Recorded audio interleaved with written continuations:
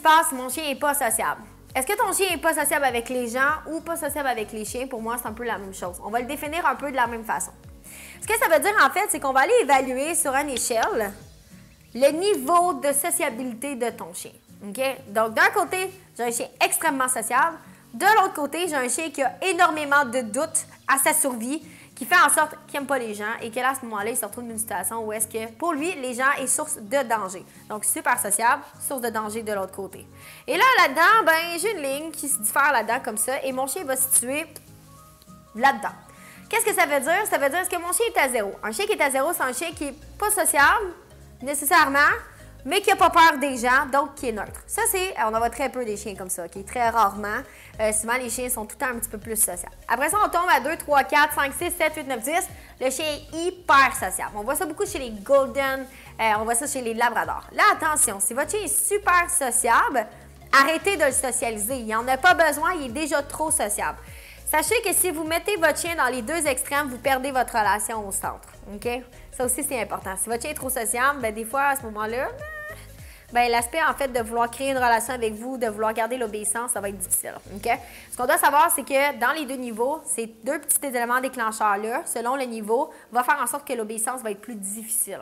Donc, est-ce que votre chien n'est pas sociable, puis qu'à ce moment-là, il y a vraiment un danger par rapport à la situation? Bien là, vous devez aller travailler à le socialiser. Si votre chien est trop social, bien, vous devez lui apprendre à ignorer les stimuli. Donc, vous devez vous tourner là-dedans. Et là, on va y aller vraiment avec « mon chien n'est pas sociable ». Il se situe en fait entre 0 et 10 du côté où est-ce qu'il va percevoir les gens comme du danger. Où est-ce que mon chien se situe? La première chose à faire, c'est situer son chien sur l'échelle de 0 à 10. Mon chien se situe où là-dedans? Est-ce qu'il est à 10? Est-ce qu'il est à 2? Est-ce qu'il est à 4? Un chien qui est à 10, ça va être très difficile de le ramener complètement au niveau social. On va pouvoir aider le chien tranquillement à revenir, en fait, à voir les gens comme n'étant pas un danger et tout ça. Donc là, on doit s'assurer qu'il y a vraiment des bonnes expériences à chaque fois. Voici l'erreur que les gens font majoritairement lorsqu'ils essayent de socialiser leur chien. C'est ce qu'on doit savoir, c'est que le chien passe par des phases de peur en bas âge, donc d'aller environ de 5 à 6 semaines, aller jusqu'à l'âge de 1 an. Et là, à ce moment-là, ce qu'on fait, c'est qu'on pousse le chien à socialiser. On le pousse, on le pousse, on le pousse, on le pousse. Puis là, bien, des fois, il arrive des mauvaises expériences et le chien reste marqué par ces mauvaises expériences-là. Une bonne socialisation, c'est vraiment important de s'assurer que le chien ait toujours des bonnes expériences ou que les expériences ne vont pas brimer ou d'une quelconque façon atteindre sa confiance envers ce qui se passe. Donc, c'est la même chose envers les chiens. Est-ce que mon chien voit ou perçoit un danger par rapport au chien ou est-ce qu'il est trop sociable? Nous, ce qu'on veut, c'est un chien qui est le plus neutre possible, qui va se situer environ entre deux, un petit peu plus sociable pour monsieur, madame, tout le monde. Pour les chiens de protection, bon, on essaie d'avoir un chien qui a quand même un niveau où est-ce qu'il est capable d'évaluer qui est dangereux et qui n'est pas dangereux. Un peu un chien qui est à pigot le qui puis tout le monde est sur la même échelle. Okay? Donc, ce qu'on doit savoir, c'est que le niveau de sociabilité va différer selon le type de chien qu'on a, selon la race. Donc, la génétique a un grand rôle à jouer sur le niveau de sociabilité. Là, vous allez me dire, ben non, ça n'a pas rapport. Ben oui, ça a le rapport. Parce que les chiens qui ont les oreilles qui sont descendants sont déjà plus domestiqués que ceux qui ont les oreilles droites. Souvent, la génétique va aller jouer un grand rôle. On le sait très bien que plus on domestique l'animal, plus il y a des changements physionomiques au niveau, en fait, du corps du chien. Donc, on le sait très bien que génétiquement, plus on a reproduit de Golden, plus on a de risque d'avoir des chiens sociables. Mis à part, si on fait mal notre socialisation et qu'on ne mise pas sur le comportement, mais qu'on mise seulement sur le physique. Et là, à ce moment-là, on va reproduire des chiens qui sont craintifs, des chiens qui ont un niveau de danger plus haut, qui perçoivent l'humain comme étant un danger. Et là, on vient créer le contraire. Donc, la génétique joue un très grand rôle sur le niveau de sociabilité de mon chien. Par la suite, viennent les expériences primaires et les expériences qui sont secondaires.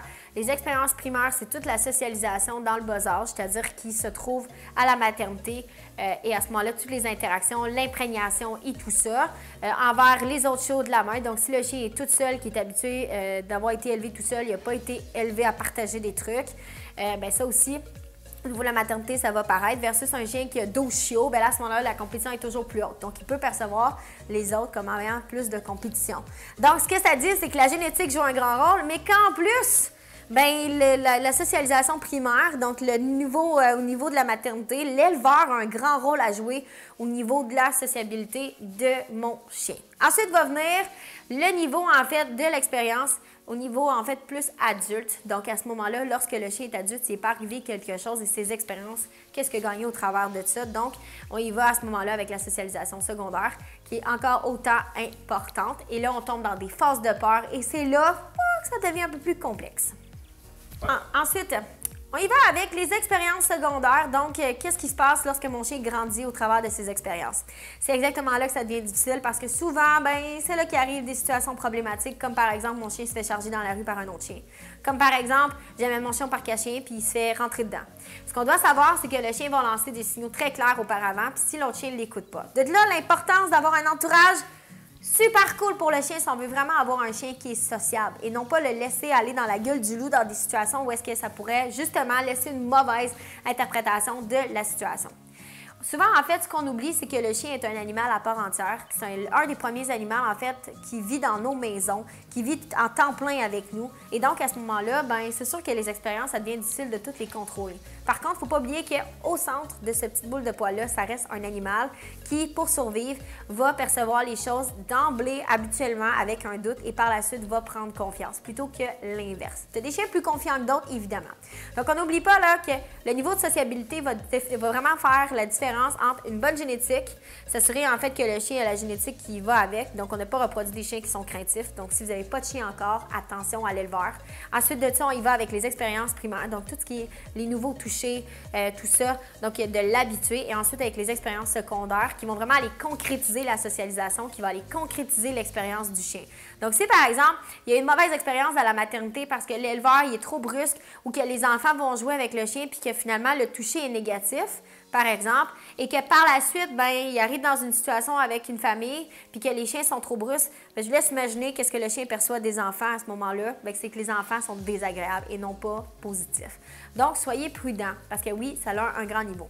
Donc, si ton chien n'est pas sociable, la première chose à évaluer, c'est que c'est quoi mon niveau de sociabilité? Où est-ce que mon chien se situe là-dedans? Essayez d'aller chercher de l'information aussi, savoir de où qui vient ce chien. Si vous n'avez aucune information, comment on fait pour essayer de ramener un chien, en fait, à ce niveau-là, tranquillement, vers un niveau social? Première chose à évaluer, est-ce que mon chien a été traité strictement en renforcement positif? Ça veut dire qu'il n'a jamais été en mesure de vivre des situations négatives et d'être en mesure de gérer ces situations-là. Et donc, le chien est très fragile et souvent, le chien a de la difficulté à gérer toute situation qu'il met dans l'inconfort.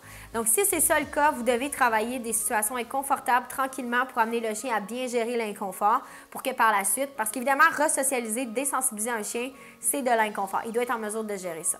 Par la suite, une fois que le chien a appris à bien gérer l'inconfort, être en mesure de pouvoir bien réagir face à celui-ci, donc pas figer, pas se sauver et ne pas paniquer non plus ou charger ou quoi que ce soit. Donc le chien réagit avec neutre et calme, il est capable de prendre la situation. Après ça, vous allez être en mesure de pouvoir resocialiser le chien tranquillement avec une désensibilisation, c'est-à-dire de commencer de très loin de l'événement déclencheur et de s'approcher tranquillement et de l'habituer.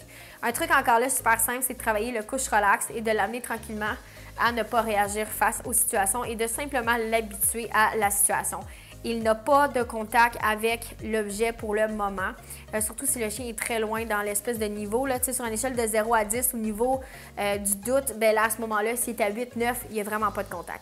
S'il se retrouve à 2 sur une échelle de 10 puis qu'il y a un petit peu de doute, il n'y aura pas de problème à le ramener dans les gens, que les gens puissent à ce moment-là simplement l'ignorer, l'habituer à se promener, d'avoir des bonnes interactions, le chien va se resocialiser. Ce qu'on doit savoir, c'est quoi le niveau. Donc, si ton chien n'est pas sociable, arrêtez d'aller mettre votre chien dans des situations qui fait juste empirer votre cas. Nous, on dit arrêtez d'aller gratter le petit nerf, là.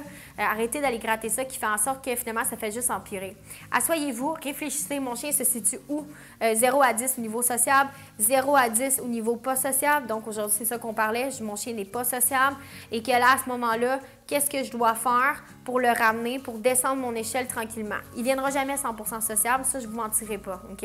Par contre, on peut le ramener tranquillement à être beaucoup plus sociable, avoir un niveau de doute qui est plus bas, à prendre confiance aux gens et tout ça. Mais si votre chien, son expérience de socialisation, elle est toujours négative parce que vous forcez trop la note, vous faites l'inverse de ce que vous voulez faire. Donc, assurez-vous de vraiment faire une bonne désensibilisation si c'est nécessaire. Référez-vous à un entraîneur qui est qualifié, donc qui est en mesure de bien comprendre les besoins et justement l'échelle de doute du chien.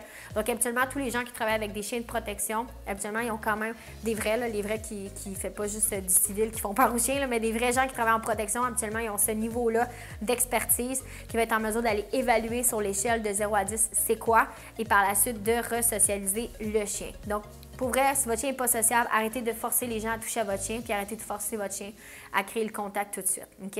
Étape 1, on s'assure qu'ils sont en mesure de bien gérer le négatif. Étape 2, on commence doucement à simplement ignorer ce qui se passe, à s'habituer tranquillement, donc par habituation à faire vivre des expériences tranquillement et de la désensibilisation systématique au fur et à mesure pour par la suite l'amener tranquillement vers une échelle de sociabilisation. Et on s'assure qu'il n'arrive rien durant ces étapes-là. N'oubliez pas, génétique, expérience primaire et l'expérience secondaire, donc expérience lorsque mon chien est chaud et expérience lorsque mon chien est adulte, pour tout concrétiser. Donc, pourquoi mon chien n'est pas sociable? Bien, c'est à cause de tout ça.